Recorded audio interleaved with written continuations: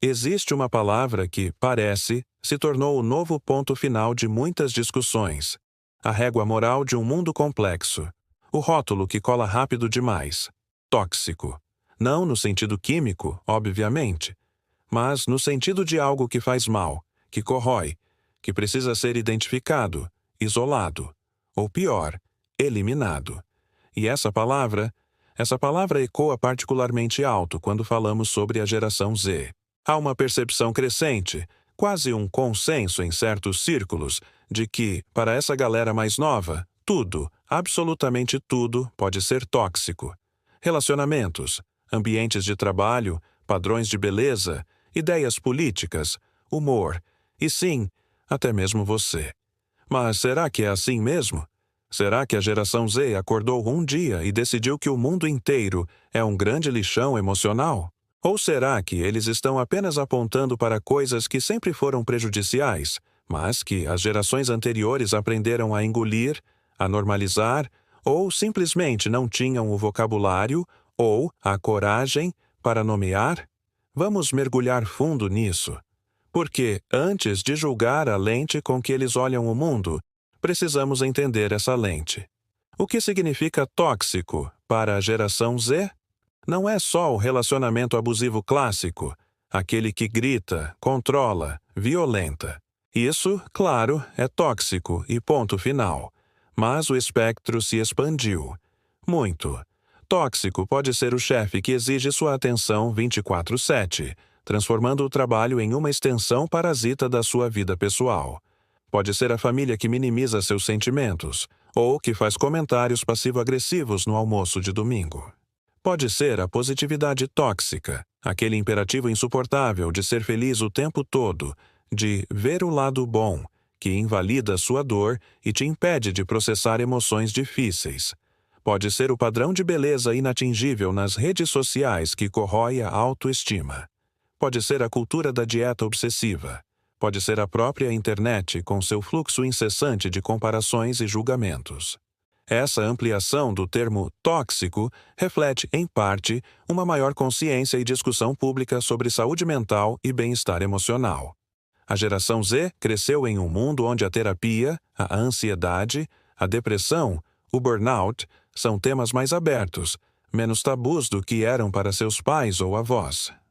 Eles foram expostos a um volume imenso de informações, estudos e relatos pessoais sobre o impacto que ambientes e interações podem ter na psique humana.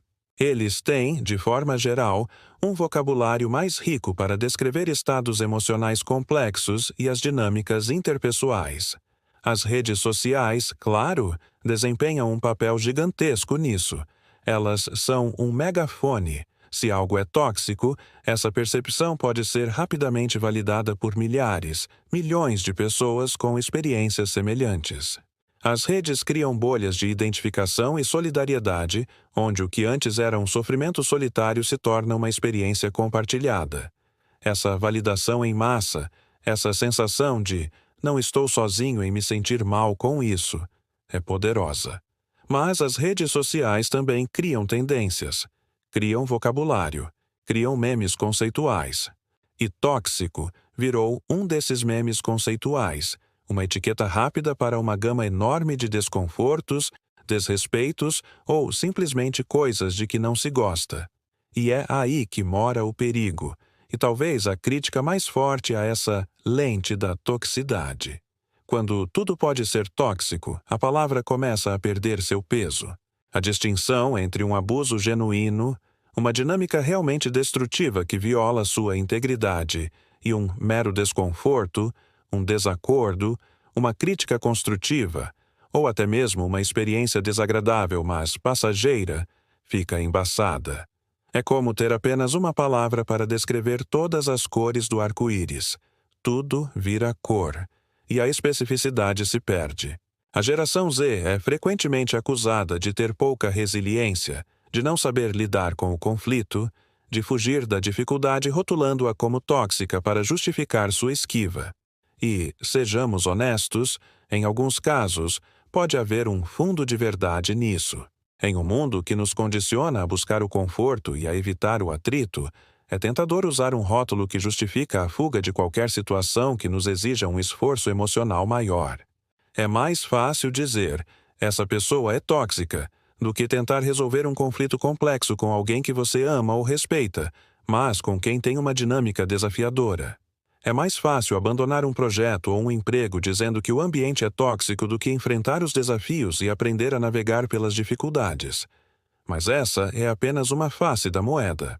A outra face é que, talvez, a geração Z esteja simplesmente se recusando a aceitar como a normal, ou apenas o jeito que as coisas são, aquilo que sempre foi prejudicial. Talvez eles tenham um radar mais calibrado para microagressões, para gaslighting sutil, para manipulações emocionais disfarçadas de cuidado. Talvez eles estejam dispostos a colocar a própria saúde mental em primeiro lugar de uma forma que gerações anteriores, presas a noções de dever, sacrifício ou engolir sapos, simplesmente não conseguiam ou não se permitiam. E isso nos leva ao aspecto mais confrontador desse fenômeno: o inclusive você. Não é só o ambiente, o sistema, a instituição que é tóxica. Para a geração Z, a toxicidade pode estar em pessoas específicas. E eles não têm medo de apontar o dedo. E esse dedo pode estar apontado para um amigo, um familiar, um professor, um chefe, ou até mesmo para você, que está assistindo a este vídeo e talvez se sentindo desconfortável. Essa disposição para nomear a toxicidade em indivíduos é, para alguns, um sinal de autenticidade radical, de uma coragem brutal de confrontar o que faz mal, mesmo que seja doloroso. Para outros, é a manifestação máxima do cancelamento, da falta de empatia, da incapacidade de diferenciar uma falha humana de uma essência maligna. É a condenação rápida, a sentença proferida sem direito à defesa, a desumanização do outro reduzido a um único adjetivo: tóxico. Quando alguém te diz que seu comportamento é tóxico ou que você é uma pessoa tóxica, o que acontece? A primeira reação para a maioria é defensiva. Eu? Tóxico? De jeito nenhum. Ou a raiva, ou a confusão. Porque, afinal, ninguém se vê como o vilão da própria história. Nos vemos como pessoas com falhas, sim, com maus dias, sim, que cometem erros, sim, mas tóxicos. Essa é uma acusação pesada, e o peso dessa acusação, quando brandida sem nuance, pode fechar portas para a comunicação, para o aprendizado, para a mudança. Se você rotula alguém como tóxico, você implicitamente se coloca como não tóxico, como a vítima ou o observador puro. Cria-se uma divisão binária que impede a complexidade das interações humanas. Porque a verdade é que todos nós, em algum momento, podemos exibir comportamentos tóxicos. Podemos ser egoístas, insensíveis, manipuladores, reativos, ciumentos, invejosos. Podemos causar dor, mesmo sem intenção. Reconhecer isso em si mesmo é fundamental para o crescimento. Mas a lente da toxicidade às vezes foca tanto no outro que impede a autoanálise. A diferença geracional aqui é gritante. Para muitas pessoas mais velhas, a ideia de rotular um familiar querido ou um amigo de longa data como tóxico é chocante, talvez impensável. Cresceram em uma cultura onde os laços de sangue e as lealdades eram absolutos, onde os problemas eram varridos para debaixo do tapete, onde a roupa suja se lava em casa, e onde a crítica direta, especialmente a pais ou avós, era vista como desrespeito. A geração Z, influenciada por uma cultura digital de desabafos públicos e validação online, parece ter menos apego a essas convenções. Sua lealdade primária parece ser com o próprio bem-estar emocional.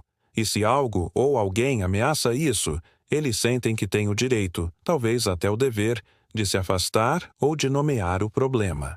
Essa diferença não é apenas sobre vocabulário ou sensibilidade. É sobre visões de mundo fundamentalmente diferentes. É a geração que priorizou a estabilidade e o sacrifício pela família versus a geração que prioriza a saúde mental e a autenticidade pessoal. É o "a gente aguenta porque a vida é dura" versus o "porque eu aguentaria algo que me faz mal se posso buscar algo melhor".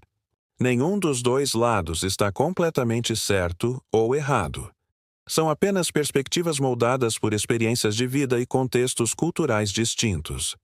O desafio para a geração Z e para todas as outras gerações que precisam interagir com ela, e vice-versa, é encontrar um caminho no meio. Como usar essa maior consciência sobre o que é prejudicial sem cair na armadilha da hipersensibilidade ou do julgamento sumário? Como diferenciar o que é genuinamente tóxico e exige afastamento ou confronto direto, do que é apenas um conflito normal, uma diferença de opinião ou um comportamento irritante, mas que pode ser gerenciado com comunicação e limites saudáveis? Talvez a questão não seja proibir a palavra tóxico, que afinal de contas, para muitos, foi libertador ter um nome para o que sentiam. A questão é refinar a lente. É entender que as pessoas são complexas, que os comportamentos existem em um espectro e que rotular alguém de forma permanente como tóxico pode ser tão redutivo e prejudicial quanto ignorar a toxicidade real. Precisamos aprender, todos nós, a ter conversas mais difíceis. Conversas que vão além do rótulo, conversas que explorem o porquê um comportamento específico é problemático, o impacto que ele tem e o que poderia ser diferente. Isso exige vulnerabilidade, empatia, mesmo com quem te irrita, e a disposição para acreditar que muitas vezes o comportamento tóxico nasce da inconsciência, da dor, do medo ou de padrões aprendidos, e não de uma maldade intrínseca, e que, portanto, a mudança é possível, tanto no outro quanto em nós mesmos. A geração Z nos força a olhar para as partes sombrias das nossas interações que sempre existiram, mas que preferíamos não ver.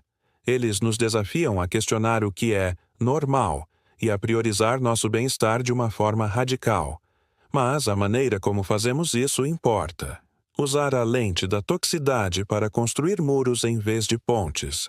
Para condenar em vez de compreender, mesmo que seja para entender por que algo não funciona para você, pode nos deixar isolados em um mundo que parece ironicamente cada vez mais cheio de pessoas tóxicas. No fim das contas, talvez a reflexão mais importante seja como estamos usando essa nova linguagem do bem-estar e da saúde mental. Estamos usando-a para nos proteger, para estabelecer limites saudáveis, para construir relacionamentos mais autênticos? Ou estamos usando-a como arma, como justificativa para fugir da dificuldade, ou como um passe livre para julgar e descartar o outro? Essa é uma pergunta que a geração Z e todos nós precisamos responder, olhando não apenas para o mundo lá fora, mas também para dentro de nós mesmos. Qual a sua experiência com essa lente da toxicidade? Você sente que ela é uma ferramenta útil ou um obstáculo nas relações? Deixe seu comentário abaixo. E se você chegou até aqui, obrigado por acompanhar essa reflexão. Até a próxima.